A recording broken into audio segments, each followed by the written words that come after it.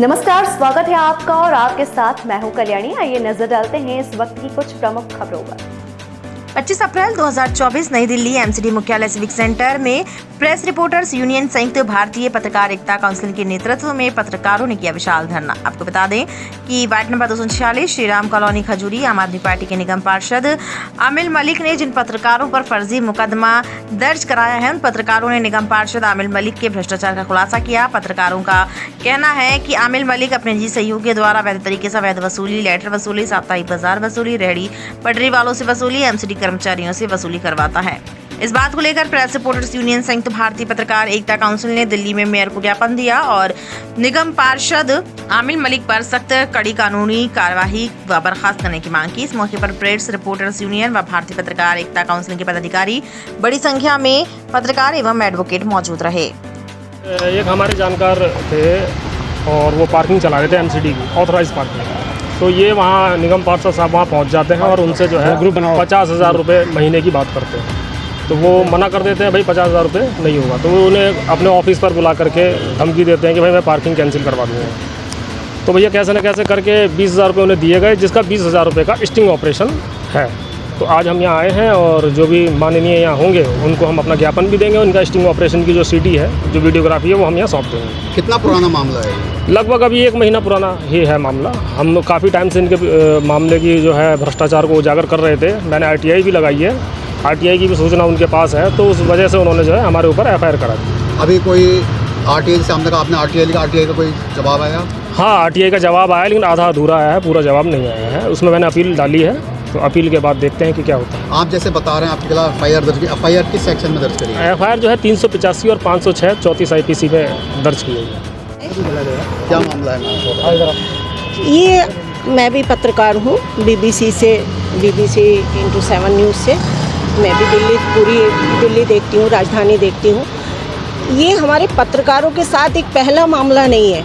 इस तरीके के हमारे बहुत सारे मामले ऐसे आए हैं। हमारे कितने पत्रकार भाई बेवजह मारे गए हैं क्योंकि गलत इल्ज़ामों में उनको फंसाया जाता है, क्योंकि वो सच की आवाज़ उठाते हैं। हमारा काम है सच दिखाना, हमारा काम है सच बताना, लेकिन हमारी आवाज़ को दबाने के लिए उनके पास कोई हथियार नहीं है सिवाय हम पे झूठे इल्ज़ाम। जो सीट पर बैठे हैं, जिनके पास ये ताकत है, जो हमारे खिलाफ एफआईआर करा सकते हैं, हमारे खिलाफ हमारे ऊपर गुंडे छुड़वा सकते हैं, क्योंकि उनके पास ताकत है, पैसा है। हमारे पास सच की आवाज़ है, हमारे पास कलम है, हम लिखते हैं, उनकी सच दिखाते हैं। बाकायदा हमारे पास इसके सबूत भी होते हैं, हमारे पास इसके सबूत भी हैं। जो आज इसने काउंसलर ने किया हमारे पत्रकारों के साथ, जिस तरीके की एफआईआर गलत लिखवाई गई, उसको सबूत पेश कर रहे हैं, लेकिन उसके बावजूद कहीं कोई सुनवाई नहीं हो रही। भावना जी, आज आप सिविक सेंटर इतनी दूर धूप में चल कर आए हैं, क्या कहना चाहेंगे? अभी आपको बताया भी होगा किस लिए आए हैं। हमारे एक पत्रकार के साथ एक फर्जी एफआईआर कर दी है, तो उस मैटर में हम यहाँ पे धरना प्रदर्शन के लिए आए हैं और इंसाफ मांगने के लिए आए हैं। आगे कुछ जैसे आपने कहा आप धरना प्रदर्शन के लिए आए, इंसाफ मांगने हैं। अगर आज आपको ऐसा इंसाफ नहीं मिलता है तो आपका अगला कदम क्या होगा? सर आगे अनशन पे बैठेंगे। आलम साहब, जैसे आप बता रहे हैं कि ये स्टिंग ऑपरेशन था, उसमें एक निगम पार्षद या तो पैसे देते हैं, उजागर हो रहे हैं और फिर भी कोई कार्रवाई नहीं, क्या कहेंगे? बड़े अफसोसजनक बात है कि इस तरीके से सबूत देने के बाद भी ये कार्रवाई नहीं हो रही। तो ये तो बहुत, जिस तरीके से आप देख रहे हैं लगातार एक के बाद एक इनकी पार्टी के लोग अंदर जा रहे हैं, भ्रष्टाचारी भी तो जा रहे हैं। इनके खिलाफ भी भ्रष्टाचारी का जो पत्रकारों ने खुलासा किया, उस पर पत्रकारों को निशाना बना लिया गया। तो आप खुद सोच सकते हैं कि क्या चल रहा है सब कुछ। आप खुद एक राष्ट्रीय अध्यक्ष, क्या अगला कदम आप क्या उठाने जा रहे हैं? अगला कदम हमारा ये है कि हम LG हाउस में धरना प्रदर्शन करेंगे और आमरण अनशन में बैठेंगे। देखिए, बात ये है कि पार्किंग कौन चला रहा है और क्या हो रहा है, वो तो बात मुद्दा दूसरा है। बात है इस समय जो हम खड़े हैं वो पत्रकारों के साथ खड़े हैं इसलिए कि जो कहीं भी जो भ्रष्टाचार हुआ, पैसों का लेन देन की जो बातें हैं, उसके जो सबूत हैं, उस सबूत को लाना एक पत्रकार का कर्तव्य है कि वो पब्लिक डोमेन में आए। यही काम है पत्रकार का कि जो भी भ्रष्टाचार है या जो भी पीछे की बातें रहती हैं उसको जनता के बीच में लाना, जनता के डोमेन में लाने की बात पत्रकार करता है और उसके बाद उसके खिलाफ कार्रवाई हो जाती है और जो आरोपी है उसके खिलाफ कोई कार्रवाई नहीं होती। तो ये राजनीतिक कहीं ना कहीं दबाव भी है और कहीं ना कहीं ये एक बड़ा हतप्रभ महसूस होता है कि आखिर जैसा आपने अभी पूछा कि भाई न्यायपालिका क्या कर रही है। न्यायपालिका के क्या होता है कि एक पत्रकार कभी भी न्यायिक व्यवस्था के बीच में फंसना नहीं चाहता, क्योंकि उसे पता है कि कितनी चरमराई हुई है।